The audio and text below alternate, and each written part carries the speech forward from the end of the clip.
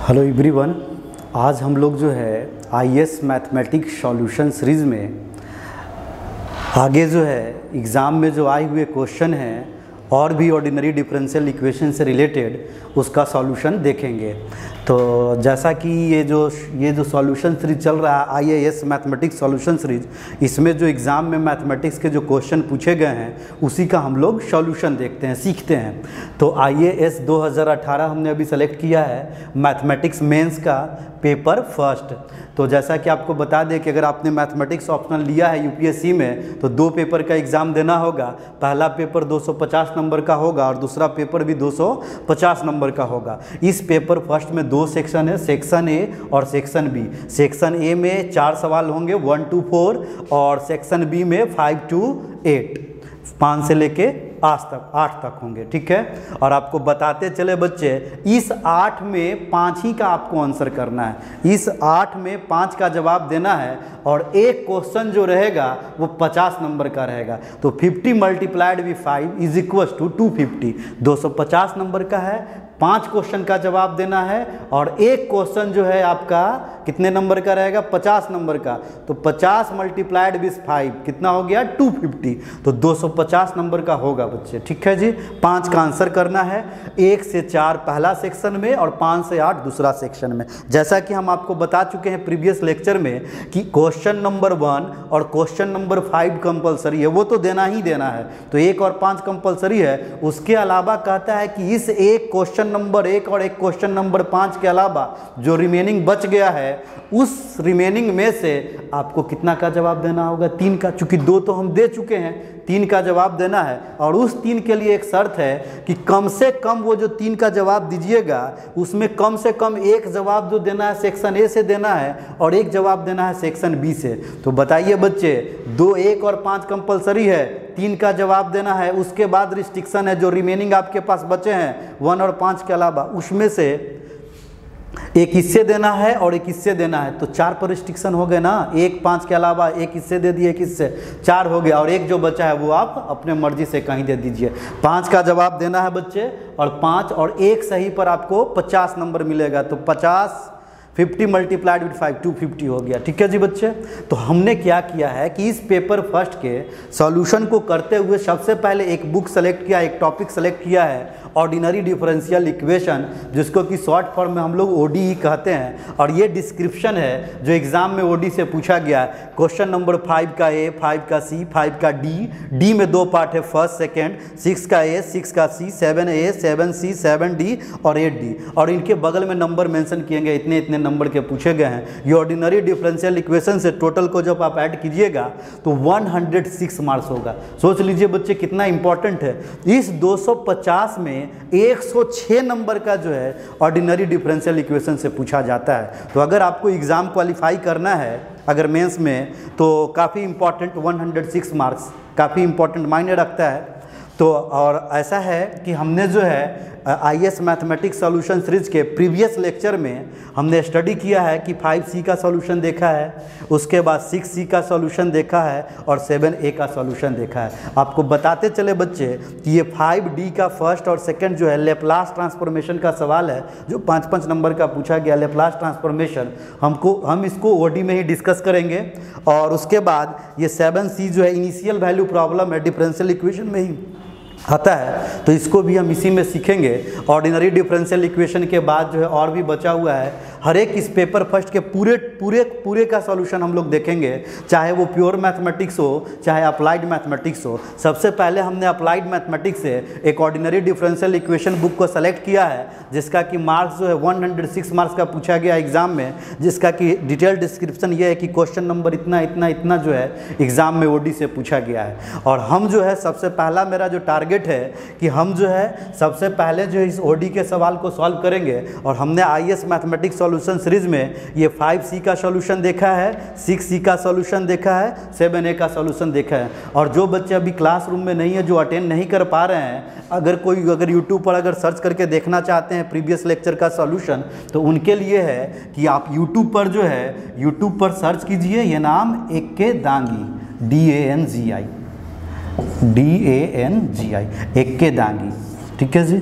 आप यूट्यूब पर सर्च कीजिए और ये जो सॉल्यूशन है कौन सा 5C का सॉल्यूशन, 6C का और 7A का सॉल्यूशन आप देख सकते हैं। जो बच्चे क्लास अटेंड नहीं कर रहे हैं या जिनके मित्र हैं जो यूपीएससी का तैयारी कर रहे हैं वो देख सकते हैं। इस नाम को सर्च कीजिए एक्के दांगी और आपको यूट्यूब पर चला जाए। जितना जो वीडियो है, अपलोडेड वीडियो है IAS मैथमेटिक्स सीरीज से रिलेटेड, वो आप उसका सॉल्यूशन देख सकते हैं। तो सबसे पहले आज जो है, और जो इसी को आगे बढ़ाते हुए हम आज देखेंगे 5A का सॉल्यूशन करने जा रहे हैं। फिर उसके बाद आगे जो बचा हुआ सवाल है उसका सॉल्यूशन देखेंगे। तो IAS 2018 में 5A का सवाल है, solve this differential equation y double dash minus Y is equal to X square into E raise to the power 2x। इसी का सॉल्यूशन करना है। ये पेपर फर्स्ट में है और सेक्शन बी में है। ओके, तो इसका सॉल्यूशन देखा जाए बच्चे, देखा जाए, ध्यान दीजिएगा। ओके, हाँ जी, सबसे पहले देखा जाए कि सॉल्व दिस डिफरेंशियल इक्वेशन, इस डिफरेंशियल इक्वेशन का सॉल्यूशन करना है। कितने नंबर का पूछा गया बच्चे? 10 मार्क्स का पूछा गया है। समझ में आ रहा है? तो देखिए इसका सॉल्यूशन करते हैं। तो सॉल्यूशन का सबसे पहला स्टेप लिखा जाता है बच्चे, ये लिखना ही पड़ेगा क्योंकि सब्जेक्टिव एग्जाम है, ऑब्जेक्टिव तो है नहीं, आपके लिखावट पर भी नंबर मिलेगा। तो लिखने का तरीका प्रॉपर क्लीन होना चाहिए। सबसे पहला स्टेप लिखा जाएगा बच्चे, given D differential equation is, D stand for differential equation. Given differential equation is y double dash minus y is equal to x square into e raised to the power 2x। हाँ जी बच्चे, इसको symbolic form में लिख सकते हैं। अगर जो बच्चे अगर बिगिनर है, जो रिमोट एरिया से बिलोंग करते हैं इंडिया के, तो वो देख सकते हैं। आप ग्रेजुएशन में पढ़े होंगे y डबल डैश का सिंपल सा मीनिंग होता है, हर एक बुक में ये मिलेगा, ये d2y बटे dx square minus Y is equal to X square into E raise to the power 2x। हाँ जी, जैसा कि आप लोग को पता है बच्चे कि ये जो कैपिटल डी होता है, D small D stand for D by D X. तो बताइए बच्चे कितना हो जाएगा ये? इसको सिंबॉलिक फॉर्म में लिख सकेंगे। This equation can be written in symbolic form as, कैसे लिखा जाएगा बच्चे? डी को हम लोग कैपिटल डी को क्या लिखते हैं? D upon D X. तो क्या हो जाएगा बच्चे? D square of Y minus Y is equal to X square into E raise to the power 2x। यहाँ से बताइए बच्चे वाई वाई कॉमन हो जाएगा, तो D square minus 1 into Y is equal to X square into E raise to the power 2x। से this is equation number 1। हाँ जी बच्चे, कोई बता सकते हैं ये किसके फॉर्मेट का है? आ चुका है which is a linear differential, which is of the form, ये एफ डी कह सकते हैं, डी का टर्म है, तो which is of the form F D Y is equal to V, F D Y is equal to V बगल में लिख सकते हैं। तो यहाँ पर लिख दे रहे हैं कि which is of the form, किसके फॉर्म का है बच्चे? Which is of the form, which is of the form F D Y is equal to V, या एक्स से कुछ भी कह सकते हैं, F D Y is equal to V. हाँ जी, ये किसके फॉर्मेट का है बच्चे बता सकते हैं? This is the linear differential equation with constant coefficient form. Standard form of linear differential equation with constant coefficient is F D Y is equal to V. Y V से कि this is the linear differential equation is linear differential equation with constant coefficient because कि FD coefficient of d square is 1 constant, so this is the linear differential equation with constant coefficient। तो इसका working rule होता है बच्चे, बनाने का नियम होता है कि इसका जो है रिक्वायर्ड सॉल्यूशन जो होगा वो कॉम्प्लीमेंट्री फंक्शन का सॉल्यूशन प्लस पर्टिकुलर इंटीग्रल का। तो देयरफॉर रिक्वायर्ड सॉल्यूशन निकालना है तो complementary function plus particular integral. तो कॉम्प्लीमेंट्री फंक्शन के लिए निकालने के लिए क्या करते थे बच्चे ग्रेजुएशन में? इसका हम लोग एक्जुलरी इक्वेशन निकालते हैं। तो therefore its auxiliary equation is, its auxiliary equation is F of D is equal to 0। This must implies, F D क्या है बच्चे? डी स्क्वायर माइनस 1 बराबर 0। हाँ जी बताइए बच्चे, A square minus B square, A plus B into A minus B. तो इसको लिख सकते हैं D plus 1 multiplied with D minus 1 बराबर 0। दो टर्म का प्रोडक्ट कब 0 होगा?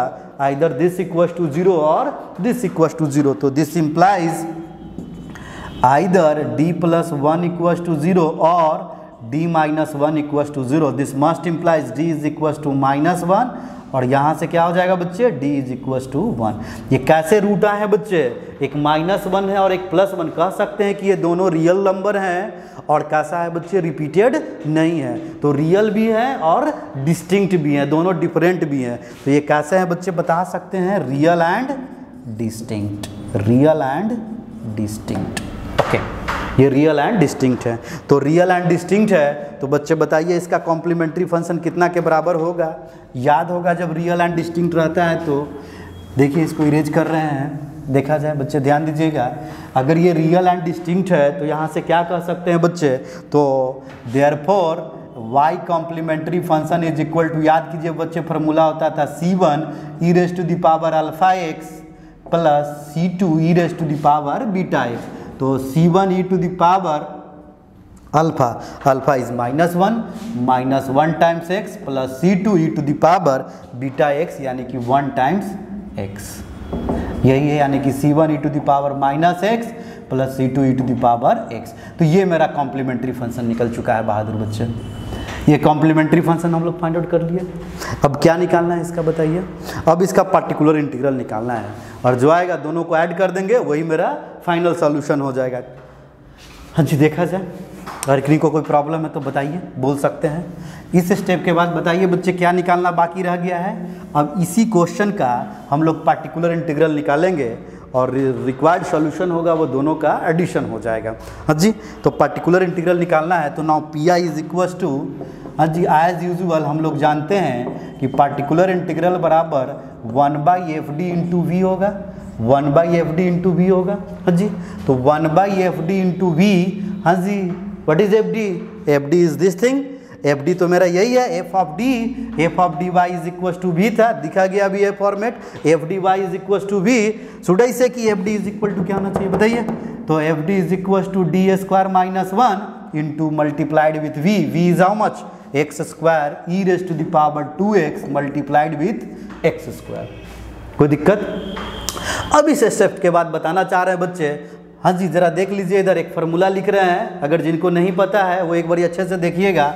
फार्मूला ये कहता है पी आई के लिए, इस तरीके के फॉर्मेट के लिए, अगर आपके पास अगर form F D into E to the power, ध्यान दीजिएगा इधर, E to the power x into F x है, अगर इस तरीके का चीज़ है बच्चे, अगर P I is equal to से समथिंग इस तरीके का है, बोर्ड पर देखिए प्यारे बच्चे, अगर P I is equal to आपका 1/fd e to the power x into F x है, तो वर्किंग रूल है बच्चे कि सिंपली डी को हम लोग रिप्लेस करते हैं, D is replace by D plus A.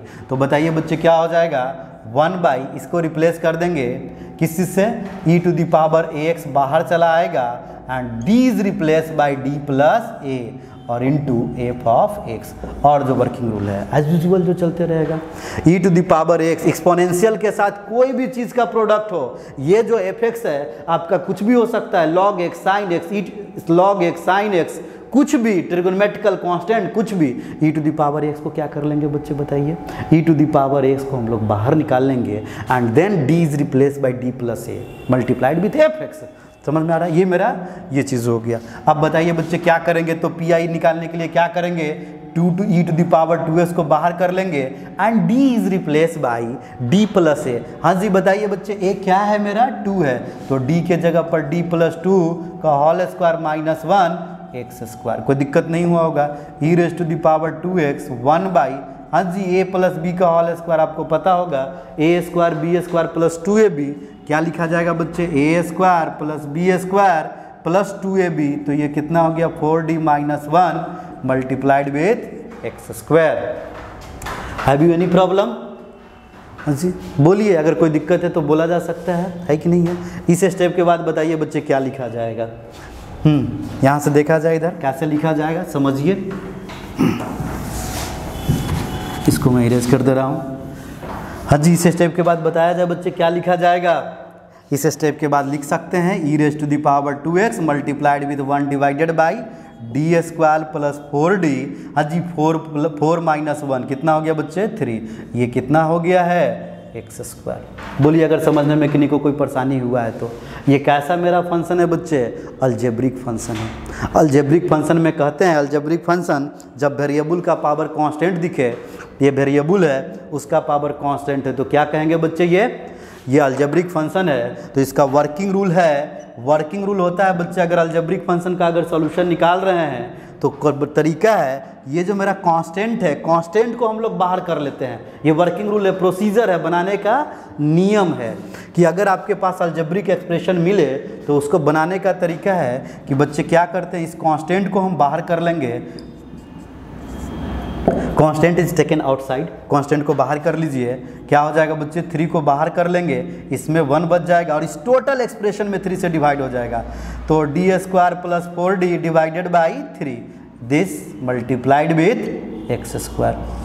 हाँ जी, याद कीजिए इस टोटल का पावर बच्चे कितना है, +1 है, ऊपर चला जाएगा तो क्या हो जाएगा -1, तो e raise to the power 2x ये ऊपर चला गया है, देख लीजिए 3 बाहर रह गया है, ये 1 प्लस क्या लिखा गया बच्चे D square plus 4d by 3 whole raise to the power -1 of x square. बोलिए अगर कोई दिक्कत है, परेशानी है समझने में तो आई होप कि यहाँ तक कोई दिक्कत नहीं हुआ होगा। और आपको बताते चले बच्चे, इसका फार्मूला आपको पता होगा आप सभी को, यहाँ मैं लिखना चाह रहा हूँ 1 plus x to the power -1 expression, इसका एक्सपेंशन बता सकते हैं बच्चे कितना के बराबर होता है, 1 plus x to the power -1 का एक्सपेंशन याद रखिएगा। आज के बाद अगर ये वाला जो चिन्ह है और ये वाला चिन्ह अगर दोनों जगह अगर सेम साइन रहेगा तो पॉजिटिव चलेगा, अगर एक जगह पॉजिटिव एक जगह निगेटिव है तो अल्टरनेट साइन, पॉजिटिव निगेटिव। इस बात को अच्छे तरीके से रख लीजिए दिमाग में कि अगर दोनों जगह सेम साइन रहेगा, या तो यहाँ निगेटिव यहाँ भी निगेटिव, या यहाँ पॉजिटिव और यहाँ पॉजिटिव, तो पूरे एक्सप्रेशन में पॉजिटिव का साइन होगा। हाँ जी, क्या बोले हम कि अगर दोनों जगह अगर सेम साइन रहे, अगर निगेटिव भी है फिर भी एक्सप्रेशन में जो लिखेंगे उनके बीच में जो साइन होगा वो पॉजिटिव होगा। तो बता सकते हैं बच्चे यहाँ पॉजिटिव है निगेटिव है, अल्टरनेट साइन चलेगा, दोनों जगह डिफरेंट है अपोजिट है, तो 1 - x plus x square minus x cube and so on, ये चीज़ है। तो इसी फार्मूला को लिखना चाहेंगे तो बताइए बच्चे क्या हो जाएगा, therefore this P I is equal to, जो कैलकुलेट कर रहे हैं e raise to the power 2x by 3, हाँ जी बोला जाए बच्चे 1 माइनस ऑफ x, इस पूरे एक्सप्रेशन को हम लोग क्या कंसीडर कर रहे हैं, capital X, 1 plus x to the power -1, इस फार्मूले का यूज कर रहे हैं। तो क्या होगा बच्चे 1 माइनस ऑफ x यानी कि D square plus 4d by 3, 1 minus x plus of x square, इसकी का स्क्वायर करना है बच्चे, तो D square plus 4d by 3, 1 plus x square and so on, 1 minus x plus x square and so on, क्या लिखा गया बच्चे एक्स स्क्वायर। किन्हीं को अगर कोई दिक्कत है तो बोलिए, नहीं ना। इस स्टेप के बाद हम ये बताना चाह रहे हैं प्यारे बच्चे, देखिएगा इधर अच्छे तरीके से, e raise to the power 2x by 3। अब यहाँ से एक बात हम बताना चाह रहे हैं आपको, वो बात ये है, अच्छे तरीके से देखिए, अगर जो है ये d है, d capital D stand for d by D X, derivative ही तो करना है बच्चे किसका, एक्स स्क्वायर का। तो यहाँ पर इसमें हम लिखना चाह रहे हैं आपसे, अगर हम कहें कि d ऑफ एक्स स्क्वायर कितना होगा, d ऑफ एक्स स्क्वायर का प्यारे बच्चे इसका मीनिंग है कि d मतलब एक बार डेरिवेटिव करना है एक्स स्क्वायर का, तो एक्स स्क्वायर का एक बार डेरिवेटिव कर दोगे तो 2x हो जाएगा, एक बार डेरिवेटिव कर दीजिए एक्स स्क्वायर का तो 2x। हाँ जी, अगर एक बार ये और डेरिवेटिव कर दोगे, 2 बार अगर डेरिवेटिव करना है तो जो आया है एक बार डेरिवेटिव उसका एक बार और डेरिवेटिव कर दीजिए। तो कांस्टेंट के साथ जब वेरिएबल गुना रहता है कांस्टेंट बाहर कर लेते हैं और वेरिएबल का करेंगे डेरिवेटिव, और एक्स के रिस्पेक्ट में डेरिवेटिव तो 1 होता है। तो बताइए बच्चे कितना हो गया, 2 के बराबर हो गया। और अगला जब आप निकालोगे इसका थर्ड डेरिवेटिव आप करोगे तो कांस्टेंट का तो डेरिवेटिव क्या होता है, 0 होता है। यहाँ तक तो समझने में कोई परेशानी नहीं हुई होगी।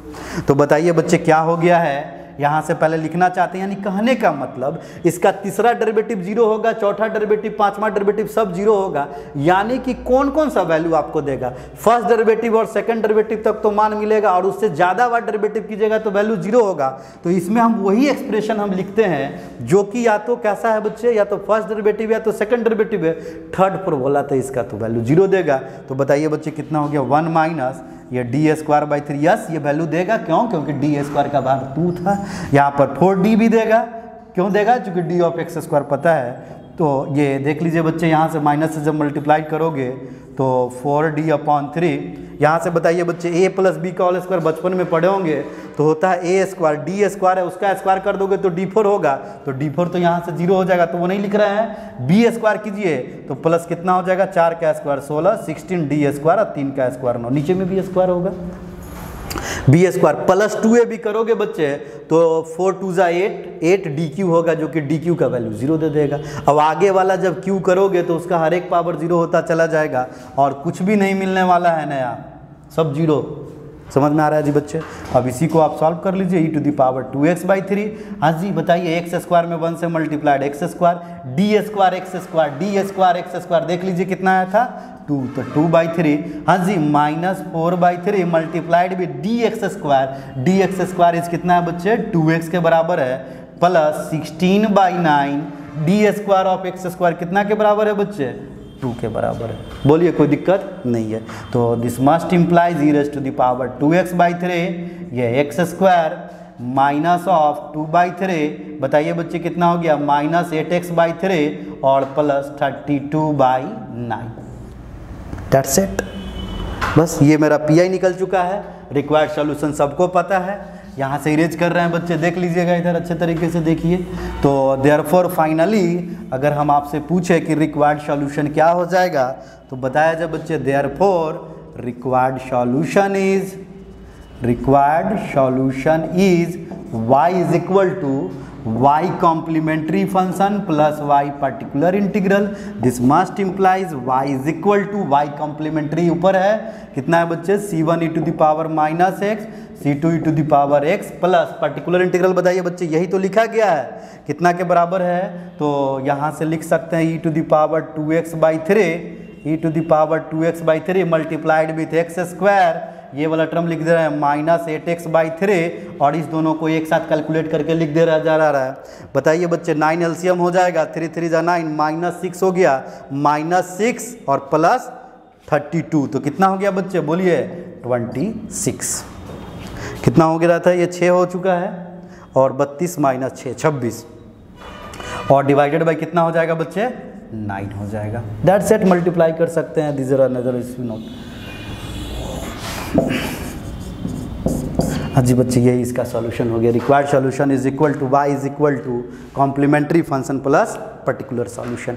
तो हमने देखा ये वाला सवाल भी हम लोग देख चुके हैं, 5A देख चुके हैं। ये कितने मार्क्स का है बच्चे बताइए, 10 मार्क्स का सवाल है। काफ़ी आसान सवाल था, जितना हम लोग पढ़े हैं ग्रेजुएशन में उसके बिहाफ पर ही बना है, कुछ भी नया नहीं था, आसान सा सवाल है। तो काफ़ी इंपॉर्टेंट है, हम कहना चाहते हैं अगेन एक बार ही हम आपसे कहना चाहते हैं बच्चे, ऑर्डिनरी डिफरेंशियल इक्वेशन आसान है और उसको आप कीजिए। मार्क्स काफ़ी पूछा जाता है, 250 में जो है 106 नंबर का पूछा गया है। समझ में आ रहा है जी बच्चे, और इसको देखिए, अगर कोई दिक्कत है तो बोला जाए। ठीक है, आई होप कि आपको समझ में आया होगा। Thank you.